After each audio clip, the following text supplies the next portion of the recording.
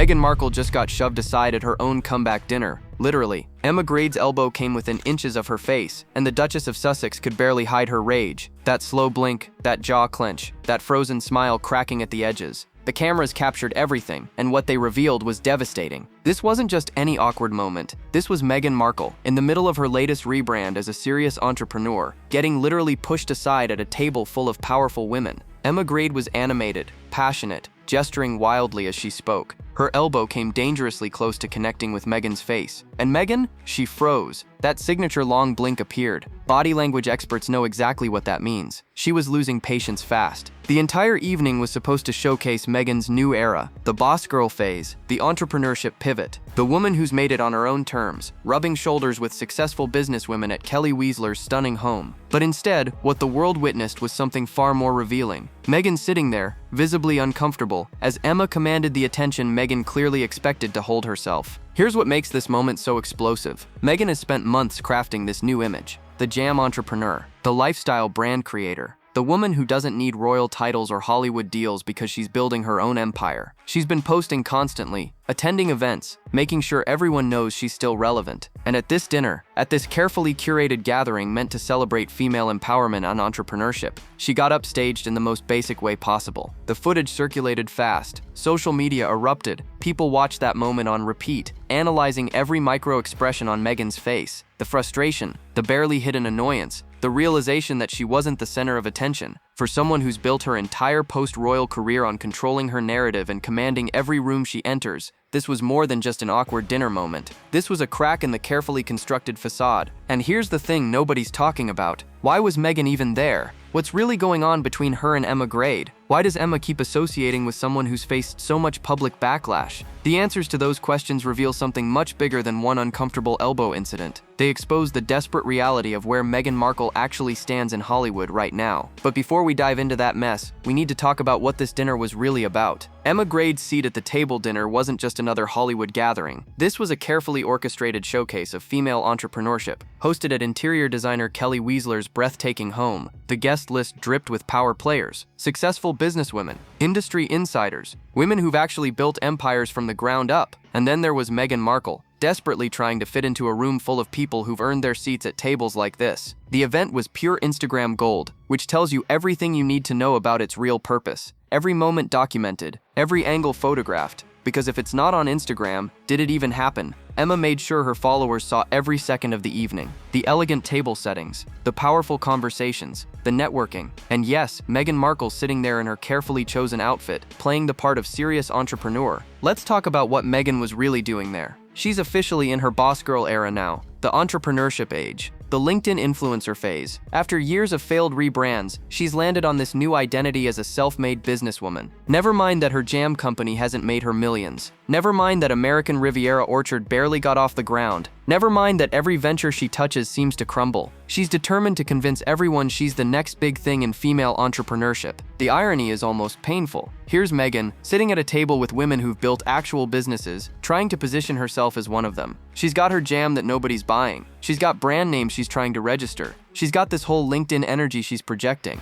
But what does she actually have to show for it? What empire has she built? What product has she successfully launched? What business can she point to and say, that's mine, that's thriving, that's making real money? The whole evening reeked of desperation dressed up as empowerment. Meghan showed up fresh from claiming she just got home to her babies, only to rush right back out again. The grind never stops, right? Except this isn't the grind of a successful entrepreneur burning the midnight oil on a thriving business. This is the grind of someone scrambling to stay relevant, someone showing up at every event that will have her, hoping some of that success energy rubs off. And Emma Grade facilitated all of it. She opened her event to Meghan. She gave her a platform. She allowed Meghan to sit among women who've actually achieved what Meghan only pretends to have accomplished. The question is why? What does Emma get out of this association? What's really happening behind those Instagram-perfect smiles and carefully staged conversations? Because one thing's becoming crystal clear. This isn't about female empowerment or supporting entrepreneurship. This is about something else entirely, and that something is starting to look a lot like mutual desperation. Emma Grade's continued association with Meghan Markle is raising eyebrows across multiple industries. Here's a woman who serves as an ambassador for the King's Foundation. Yes, you read that right. The King's Foundation. King Charles's foundation. and she's out here hosting intimate dinners for the woman who spent years trashing the royal family on international television, the woman who accused them of racism, the woman who turned family drama into a Netflix spectacle. And Emma thinks this is fine. Royal watchers are calling for Emma to be stripped of her ambassador role immediately. The outrage is building. How can someone represent the King's Foundation while openly aligning herself with Meghan Markle? It's a slap in the face to the institution Emma is supposed to support. It's a betrayal of the trust placed in her, and it shows either stunning naivety or calculated opportunism. Neither is a good look, but here's where it gets even messier. Emma Grade is managed by WME, the same WME that reportedly still works with Meghan to manage whatever her brand is supposed to be these days. Sources close to the situation suggest this isn't just a friendship. This is business. This is strategy. This is two women whose professional lives are intertwined in ways the public doesn't fully understand yet. And that connection explains so much about why Emma keeps doubling down on Meghan despite the backlash. Think about the optics for a second. Emma must have seen the reaction to Meghan's appearance on her podcast. The criticism was brutal. People questioned Emma's judgment. Her brand took a hit. Any reasonable person would have distanced themselves after that, but Emma didn't. She invited Meghan to an even more high-profile event. She put her front and center at a dinner celebrating female entrepreneurship.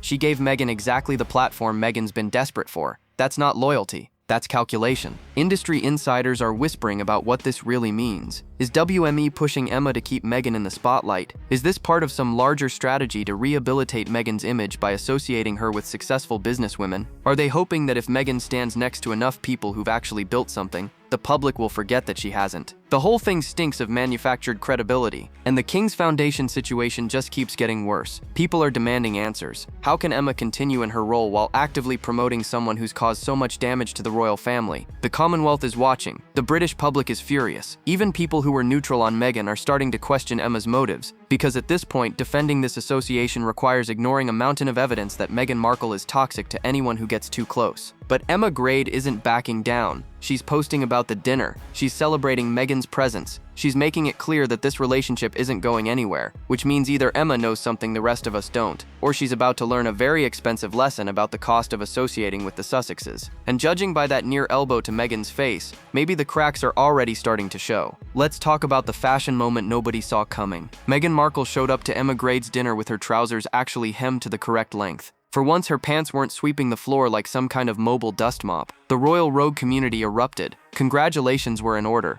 Either Meghan finally found a tailor who knows how to measure inseams, or she made a conscious decision to lift her arms all night to avoid fabric floor contact. Either way, this was progress. But that fashion win is where the good news ends, because everything else about Meghan's appearance at this dinner screamed try-hard energy. The carefully chosen outfit meant to project serious businesswoman vibes. The styled hair, the makeup, the posture, every element was calculated to send a message that Meghan Markle belongs in rooms full of successful entrepreneurs. Except the harder she tries to project that image, the more obvious it becomes that she's playing dress-up in someone else's world. The real story wasn't what Meghan wore. It was the fact that every single moment of this dinner had to be documented and posted on Instagram. Every angle captured, every smile photographed, every conversation turned into content. Because in Meghan's world, if it doesn't make it onto social media, it might as well have never happened. The validation doesn't come from the actual connections made or the real conversations had. It comes from the number of people who see the photos and believe the narrative being sold. Emma Grade played right into this. Her Instagram became a highlight reel of the evening. The elegant table, the powerful women, the meaningful discussions, and Meghan right there in the middle of it all, looking like she belonged.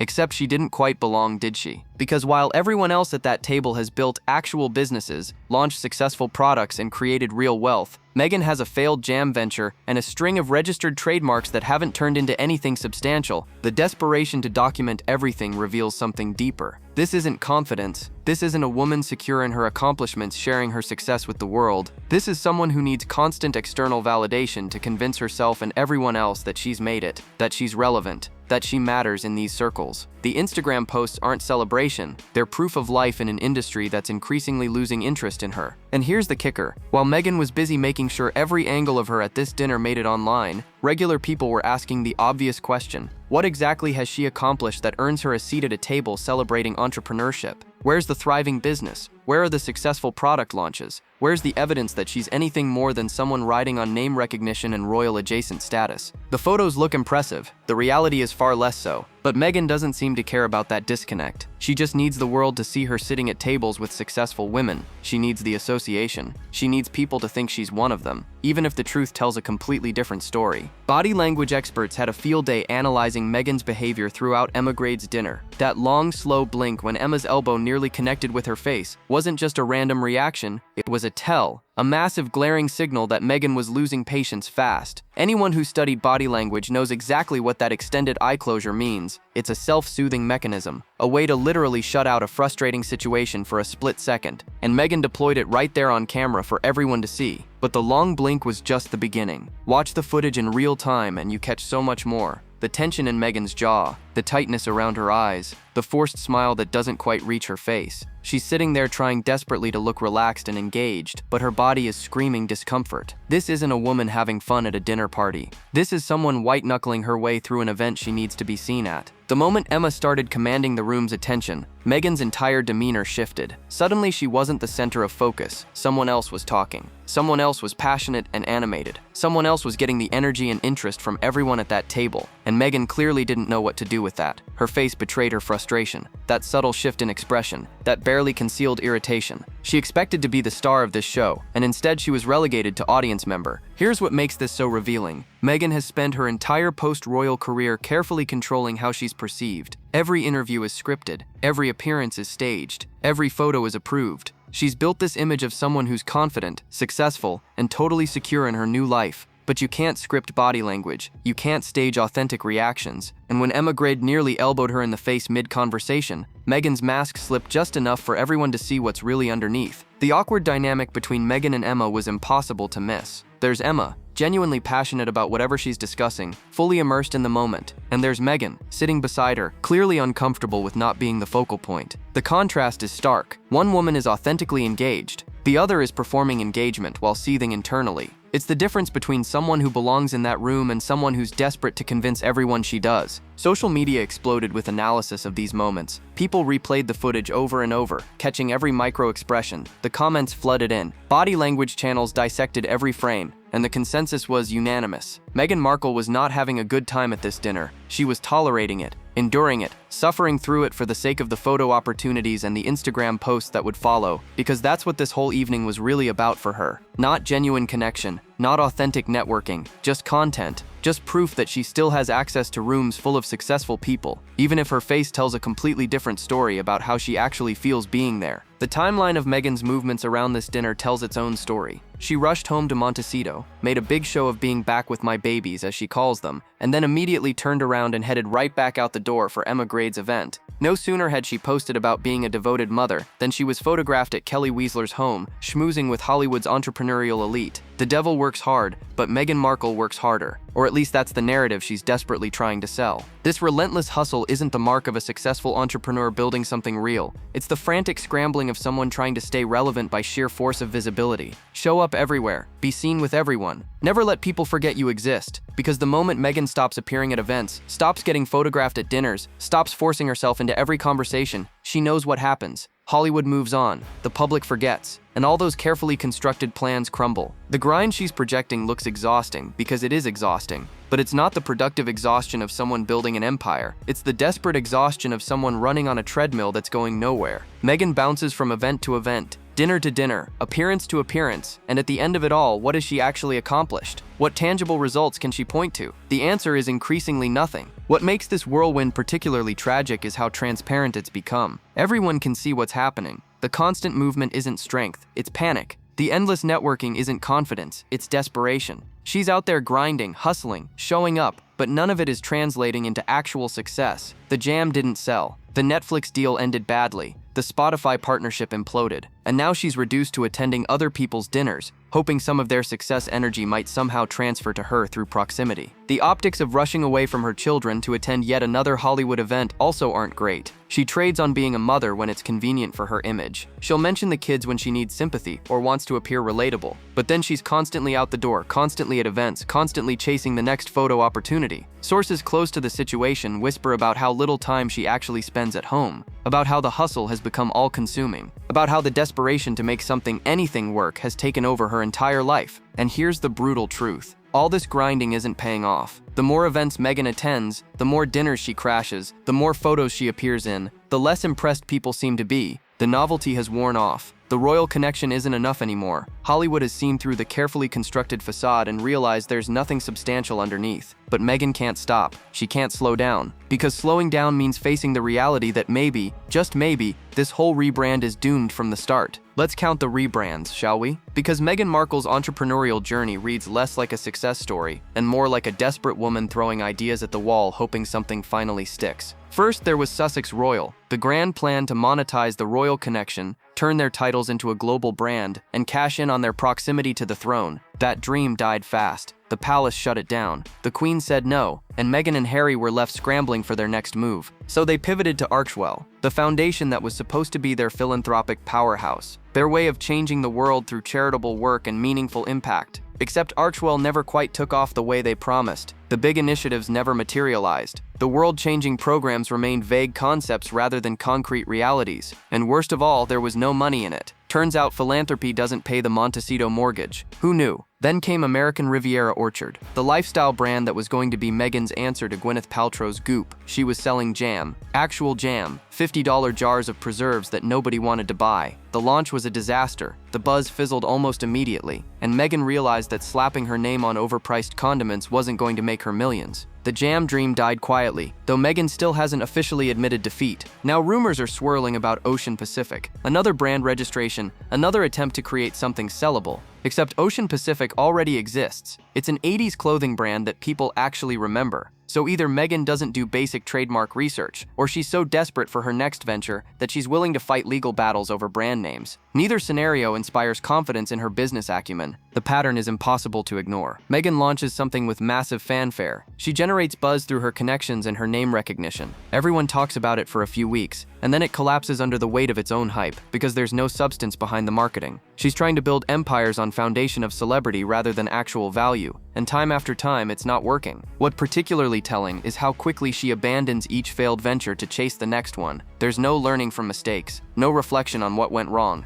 no adjustment of strategy, just constant forward motion into the next rebrand, the next business idea, the next attempt to finally crack the code of post-royal success. It's exhausting to watch, and it's clearly exhausting to live. Industry insiders are starting to talk openly about Meghan's inability to commit to anything long enough to make it successful. She gets bored, she gets distracted, she sees someone else doing something that looks more promising, and decides that's her next move. There's no follow-through, no patience for the slow build that real businesses require, just this manic energy bouncing from idea to idea, leaving a trail of abandoned projects behind her. And now here she is at Emma Grade's dinner, projecting this boss girl energy, pretending she's got it all figured out, when the truth is she's more lost than ever. Here's the ugly truth Meghan Markle finally had to face. There's no money in philanthropy, at least not the kind of money needed to maintain the Montecito lifestyle she's determined to live. She and Harry tried the humanitarian route. They visited countries, they posed with disadvantaged communities, they talked about making a difference, and then reality hit hard. Nobody was writing checks big enough to fund their expenses. The philanthropic tours that were supposed to establish them as global humanitarians turned into PR nightmares. Countries didn't want the Montecito grifters on their soil. Governments saw through the act, and the few nations that did extend invitations quickly realized that Meghan and Harry brought more chaos than value.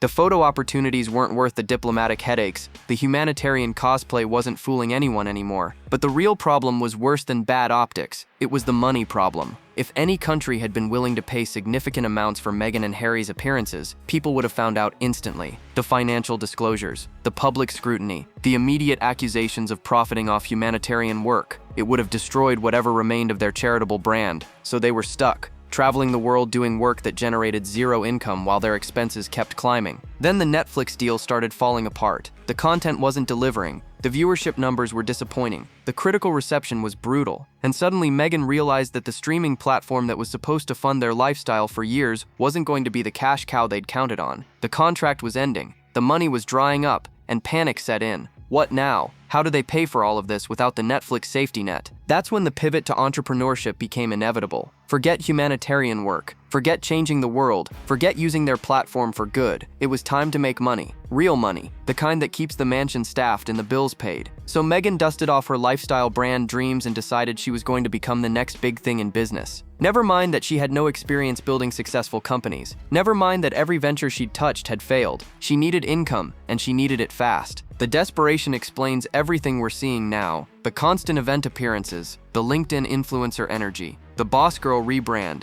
the jam that nobody wanted, the trademark registrations for brands that don't exist yet. Meghan is scrambling. She's throwing everything at the wall, hoping something generates revenue before the money runs out completely, and the clock is ticking louder every day. Sources close to the situation whisper about mounting financial pressure, about expenses that far exceed income, about a lifestyle that was built on royal connections and Hollywood deals that no longer exist. Meghan thought she could walk away from the royal family and maintain the same level of wealth and status. She thought her name alone would be enough. She thought wrong. And now she's learning the hard way that building actual wealth requires more than just celebrity and ambition. It requires something she's never demonstrated: the ability to create value that people actually want to pay for. Let's be brutally honest about the jam situation. Meghan Markle is not going to make millions selling preserves. The math doesn't work, the market doesn't want it, and the entire concept was doomed from the moment she announced it. High-end artisanal jam is a saturated market filled with established brands that have loyal customers and proven track records. Meghan showing up with overpriced jars bearing her label isn't disrupting anything. It's just adding noise to an already crowded space. The American Riviera Orchard launch proved this beyond any doubt. The initial buzz was purely name recognition. People were curious about what Meghan would do next, but curiosity doesn't translate to sales.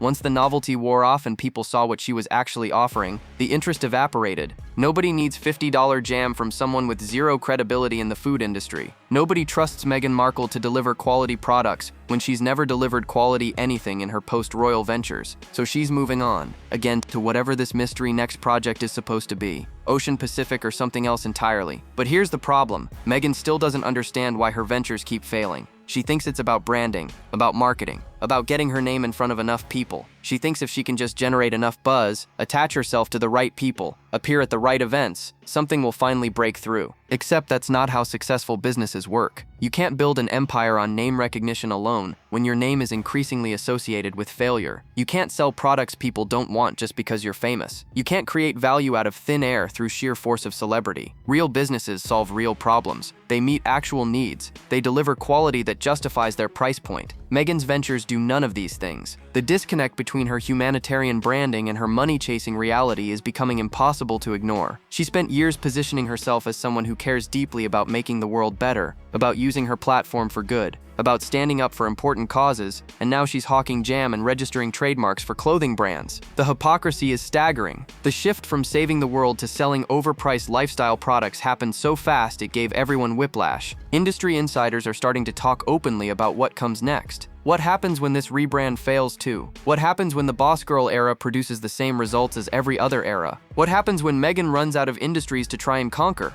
Because at some point, even her most loyal supporters are going to stop believing in the next big thing. At some point, the benefit of the doubt runs out. The truth is Meghan has no idea what she's doing. She's flailing. She's desperate. She's trying to project confidence and success while everything around her crumbles. The jam won't save her. The next brand won't save her. Attending dinners with Emma Grade won't save her. Because the fundamental problem isn't the specific venture. It's Meghan herself. Her inability to commit, her lack of genuine expertise, her refusal to do the unglamorous work that real success requires. And until she faces that reality, every rebrand will end exactly the same way. So what's really happening behind the perfectly staged Instagram photos and the carefully curated dinner appearances? What's going on in Montecito when the cameras aren't rolling and the public isn't watching? Sources close to the situation paint a picture that's far different from the boss girl narrative Meghan's trying to sell. There's tension, there's pressure, there's a growing realization that maybe this whole post-royal experiment isn't working out the way they planned. Emma Grade might be one of Meghan's last legitimate Hollywood connections. Think about that for a second. A woman who's willing to risk her reputation as a King's Foundation ambassador to keep Meghan in the room. A woman who's doubling down despite public backlash and obvious tension. That's not friendship. That's either contractual obligation through their shared WME connection, or it's Emma hedging her bets that Meghan might somehow still be worth the association. Either way, it's not the kind of relationship that screams genuine support. And what happens when Emma finally realizes what everyone else already knows? That Meghan Markle is toxic to brands, toxic to reputations, and toxic to anyone who gets too close. The near-elbow incident at the dinner might have been accidental, but it felt symbolic. Emma literally pushing Meghan aside, even if unintentionally. Maybe it was a preview of what's coming. Maybe Emma's already starting to distance herself, and we're just watching the slow-motion collapse of their professional relationship. The bigger question is what Meghan does when this rebrand fails. Because it will fail. The pattern is too consistent. The trajectory is too clear. She'll launch whatever Ocean Pacific or the next venture is supposed to be. There will be initial buzz. People will talk about it for a few weeks. And then it will fade into obscurity just like everything else. The Jam, the Netflix shows, the Spotify podcast, all of it following the same predictable arc from hype to disappointment to abandonment. Word on the street suggests that behind closed doors the panic is real. The financial pressure is mounting. The options are narrowing. Hollywood has mostly moved on. The royal family certainly isn't welcoming them back. The humanitarian world sees through the act. And now even the business world is starting to realize that Meghan brings nothing to the table except name recognition that's increasingly negative. She's running out of industries to try, running out of people willing to take a chance on her, running out of time to figure out what comes next. The long blink at Emma's dinner wasn't just about losing patience with nearly getting elbowed. It was about everything. The exhaustion of maintaining this facade, the frustration of nothing working out despite all the effort, the dawning realization that maybe she's not going to make it in this world the way she thought she would. That slow eye closure captured more truth than Meghan would ever willingly reveal, and everyone watching saw it. So here we are, Meghan Markle sitting at tables with successful women, playing dress-up in their world, hoping nobody notices she doesn't actually belong there. The question isn't if this all falls apart. The question is when, and how spectacular the collapse will be when it finally comes. What do you think is really going on with Meghan and Emma's relationship? Is this genuine friendship or desperate business strategy? And how long before this latest rebrand crashes and burns like all the others? Drop your thoughts below, hit that like button, subscribe if you haven't already, because the next video is dropping soon, and trust me, you won't believe what we're covering next. The drama never stops, and neither do we.